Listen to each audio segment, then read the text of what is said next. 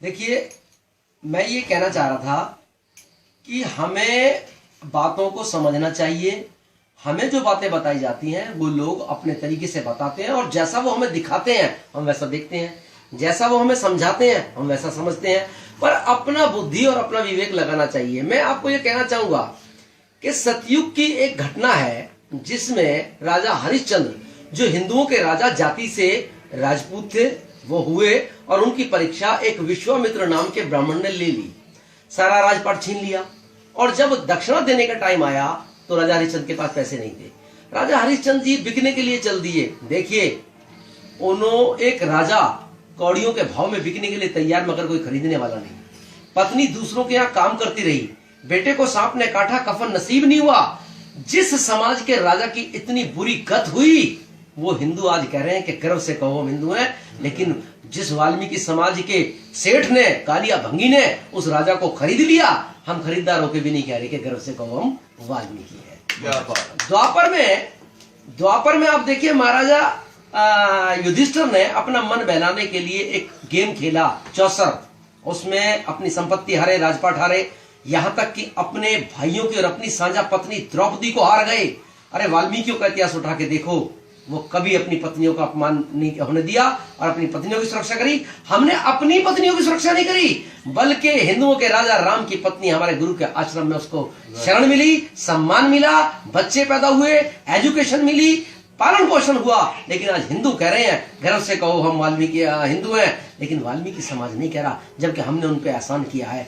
क्योंकि ये बातें हमें हमारे इतिहास की पता ही नहीं है। हमारे संतों की जो ड्यूटी थी वो उन्होंने हमें बताई नहीं, बात उन्होंने पूरी नहीं करी। उसके बाद आप सिखों का इतिहास उठाइए, उनके 9वें गुरु तेग बहादुर का सर इसी दिल्ली में लाल किले के सामने औरंगजेब ने काट दिया और सड़ने के लिए, अपमानित करने के लिए फेंक दिया। सिखों में 36 कौम है, राजपूत भी हैं, गुर्जर भी हैं, जाट भी हैं, जो अपने आप को दबंग बोलते हैं, लेकिन उनकी हिम्मत नहीं हुई अपने गुरु के सर को सम्मान से उठा के ले जाएं। और जब उठा के ले गया तो वाल्मीकि कौम का वीर भाई जीवन सिंह उठा के ले गया। लेकिन सिख आज बोल रहे हैं, उनकी पगड़ी की लाज हमने रखी, वो बोल रहे हैं गर्व से कहो हम सिख हैं, लेकिन वाल्मीकि समाज नहीं बोल रहा कि गर्व से कहो हम वाल्मीकि हैं, क्योंकि ये बात हमें किसी ने बताई नहीं।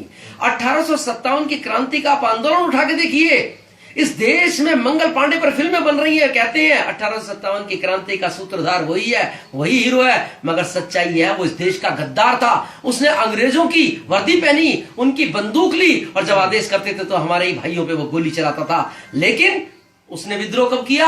उसने विद्रोह तब किया जब उसको पता चला कि मैं जिस कारतूस को मुंह से खोलता हूं उसमें गाय और सुअर की चर्बी लगी हुई है। इसका मतलब यह हुआ उसने आंदोलन देश के लिए नहीं, बल्कि अपनी जाति बचाने के लिए किया, जो सुअर और गाय की चर्बी से भंग हो गई थी। उसने अपने धर्म को बचाने के लिए, उसने अपने ब्राह्मणत्व को बचाने के लिए विद्रोह किया, देश को बचाने के लिए नहीं किया था। तब तो वर्दी और बंदूक थाम ली थी। अब ये बात उसे बताई किसने? ये बात उसे बताई उस कारतूस के कारखाने में काम करने वाले माता दीन भंगी ने। लेकिन आज देश के तमाम लोग कह रहे हैं गर्व से कहो हम हिंदुस्तानी हैं, हमें गर्व है हम भारतवासी हैं, लेकिन वाल्मीकि समाज नहीं कह रहा कि हमें गर्व है कि हम वाल्मीकि समाज से हैं, जिसने देश को नई रंगत दी।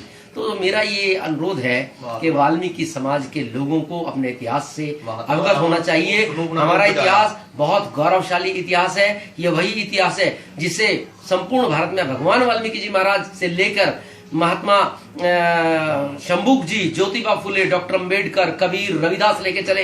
आज उसी आंदोलन को, उसी विचारधारा को, उसी प्रकाश के पुंज को लेकर भारतीय वाल्मीकि धर्म समाज चल रहा है। हमें उसकी शरण में आना चाहिए और उसके विचार को जानना चाहिए, जिससे आने वाला कल उज्जवल हो और संपूर्ण भारत में वाल्मीकि समाज का परचम लहराए। जय वाल्मीकि।